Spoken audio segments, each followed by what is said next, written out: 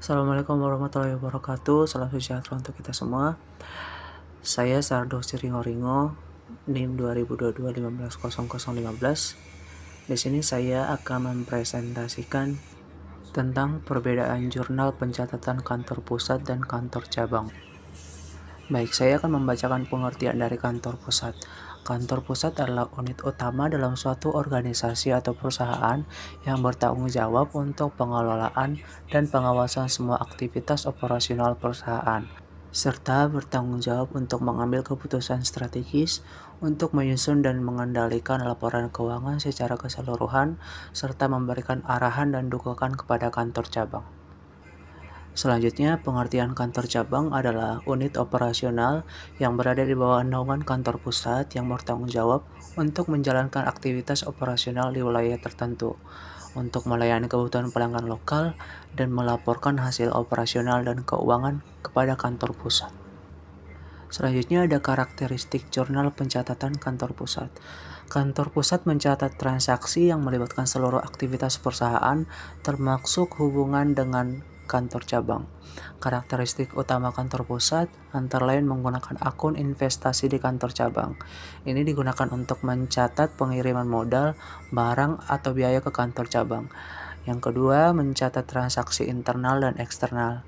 Transaksi internal antara kantor cabang dan kantor pusat ini mencakup pengiriman modal dan penerimaan laba.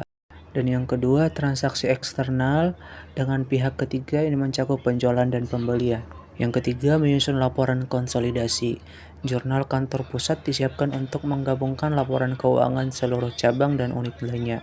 Dan yang keempat, tingkat kompleksitas tinggi, transaksi yang dicatat lebih beragam dan mencakup banyak akun dibandingkan dengan kantor cabang. Selanjutnya ada karakteristik jurnal pencatatan kantor cabang. Kantor cabang mencatat transaksi lokal dan hubungan dengan kantor pusat.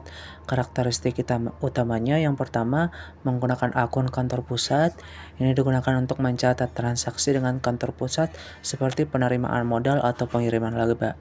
Yang kedua, fokus pada aktivitas lokal. Jurnal cabang mencakup transaksi lokal seperti pendapatan, biaya operasional, dan pengolahan persediaan. Yang ketiga, pelaporan ke kantor pusat. Jurnal disusun untuk dikirimkan kepada kantor pusat sebagai dasar laporan konsolidasi. Dan yang keempat, tingkat kompleksitas rendah. Transaksi yang dicatat lebih sederhana dibandingkan dengan kantor pusat karena hanya mencakup aktivitas lokal. Selanjutnya ada alur jurnal pencatatan. Alur jurnal pencatatan kantor pusat yang pertama, pengiriman modal atau cadangan ke cabang. Yang kedua, pencatatan transaksi cabang melalui laporan. Yang ketiga, penyusunan laporan keuangan konsolidasi. Untuk alur jurnal pencatatan kantor cabang, yang pertama menerima modal atau barang dari pusat, pencatatan pendapatan dan pengeluaran lokal, mengirim laporan keuangan ke kantor pusat. Selanjutnya, perbedaan kantor pusat dan kantor cabang. Berdasarkan fungsi utama, kantor pusat mengelola seluruh aktivitas perusahaan secara keseluruhan, sedangkan kantor cabang menjalankan operasional lokal berdasarkan arahan kantor. Berdasarkan lokasi, biasanya terletak di pusat bisnis atau ibu kota. Untuk cabang biasanya terletak di wilayah tertentu untuk menjangkau pasar lokal. Berdasarkan wewenang, kantor pusat memiliki wewenang penuh atas keputusan strategis dan kantor cabang memiliki wewenang terbatas terhadap operasional sehari-hari. Berdasarkan pencatatan akuntansi, kantor pusat biasanya mengelola dan menyusun laporan konsolidasi, dan kantor cabang melaporkan hasil keuangan kepada kantor pusat. Berdasarkan akun khusus, kantor pusat biasanya menggunakan akun investasi di kantor cabang, dan kantor cabang biasanya menggunakan akun kantor pusat. Selanjutnya, berdasarkan laporan keuangan, kantor pusat biasanya menyusun laporan keuangan gabungan dari seluruh cabang, dan kantor cabang menyusun laporan keuangan lokal untuk kantor pusat. Berdasarkan kompleksitas tugas, kantor pusat itu relatif tinggi, mencakup pengelolaan berbagai cabang dan divisi. Dan kantor cabang relatif rendah, fokus pada operasional lokal. Berdasarkan pengambilan keputusan, kantor pusat bertanggung jawab atas kebijakan dan strategi perusahaan, dan kantor cabang bertanggung jawab atas pelaksanaan kebijakan pusat di wilayahnya. Berdasarkan hubungan kerja, kantor pusat biasanya mengawasi dan memberikan dukungan ke kantor cabang, dan kantor cabang melaporkan dan berkoordinasi dengan kantor pusat. Oke, selanjutnya contoh jurnal kantor pusat. Yang pertama, pengiriman modal ke cabang, jurnalnya itu investasi di cabang pada kas. Contoh jurnal penerimaan laba dari cabang, itu jurnalnya kas pada investasi di cabang. Selanjutnya contoh jurnal kantor cabang, yang pertama penerimaan modal dari pusat, jurnalnya kas pada kantor pusat.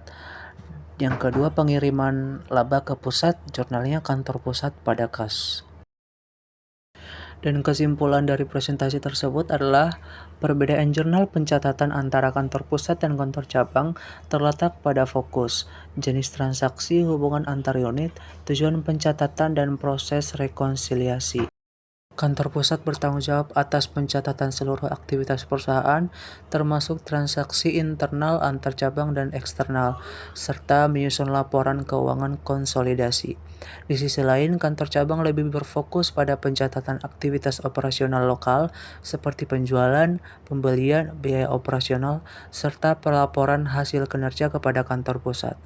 Dalam hal jenis transaksi, kantor pusat mencatat pengiriman modal ke cabang dan transaksi antar cabang, sedangkan kantor cabang mencatat transaksi dengan kantor pusat dan aktivitas operasionalnya sendiri. Hubungan antar unit menunjukkan bahwa kantor pusat memantau kinerja seluruh cabang melalui akun antar unit atau interbranch. Sementara kantor cabang mencatat hubungan dengan kantor pusat sebagai bagian dari operasionalnya. Proses rekonsiliasi dilakukan oleh kantor pusat untuk memastikan konsistensi dan akurasi laporan keuangan dengan dukungan data dari kantor cabang. Secara keseluruhan, kantor pusat berperan dalam pengelolaan secara menyeluruh, sedangkan kantor cabang berfokus pada operasional di wilayah masing-masing. Demikian presentasi dari saya. Jika ada tutur kata yang salah, mohon dimaafkan. Terima kasih.